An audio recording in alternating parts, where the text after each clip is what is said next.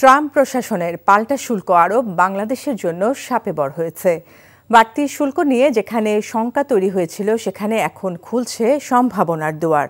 ভারত ও চীনের উচ্চ শুল্ক আরোপের কারণে মার্কিন ক্রেতারা ছুটছেন বাংলাদেশের বাজারে, ফলে নতুন করে আসতে শুরু করেছে চাহিদা। উচ্চ শুল্ক আরোপের পর রপ্তানির বাজার নেতিবাচক থেকে কিভাবে ইতিবাচক হয়ে উঠল সেসব জানাচ্ছেন মেজবাহ হাসান।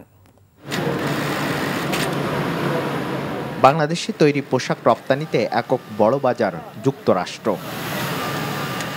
এই বাজারের শীর্ষ 10 রপ্তানিকারক ভিয়েতনাম, চীন, ভারত, ইন্দোনেশিয়া, পাকিস্তান ও কোরিয়ার মতো রাষ্ট্র।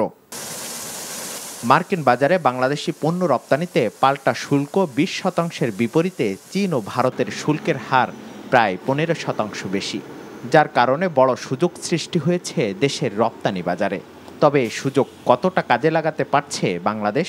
বাস্তবে সেই সুযোগ নিতে পারবো কিনা, ব্যাংকিং সমস্যাগুলি সমাধান, 2 নম্বর হচ্ছে গ্যাস সংকটের সমাধান, 3 নম্বর হচ্ছে কাস্টমসের সহযোগিতা, এই আর আইন শৃঙ্খলা, এই কয়টা জিনিস যদি আপনারা অ্যাড্রেস করতে পারেন, এই কয়টাগুলি যদি স্ট্রিমলাইনে আনতে পারেন, তাহলে কিন্তু রপ্তানি টার্গেট যেটা দেওয়া হয়েছে তার চেয়ে অনেক বেশি রপ্তানি করার মতো পরিস্থিতি কিন্তু তৈরি হয়েছে।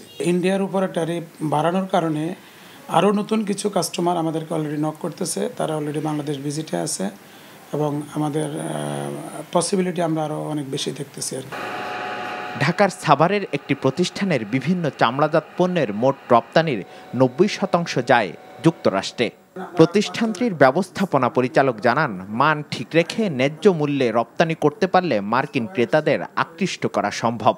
প্রতি বছরে কিন্তু আমাদের এক্সপোর্ট বাড়তেছে এবং এটা কিন্তু একটা গ্রোয়িং আপ মার্কেট। এটা কিন্তু আগামী কয়েক বছরে আমাদের দেখা যাচ্ছে যে এটার অর্ডার কন্টিনিউ বাড়তে থাকবে ইনশাল্লাহ, আমরা আশাবাদী। প্লাস হলো ট্যারিফ কিন্তু আমাদের একটা ভালো বেনিফিট। উৎপাদন সক্ষমতা বাড়াতে পারলে মার্কিন ক্রয়াদেশ আরও বাড়বে বলে জানান রপ্তানিমুখী নিট গার্মেন্টস মালিকদের সংগঠন বিকেএমই এর সভাপতি।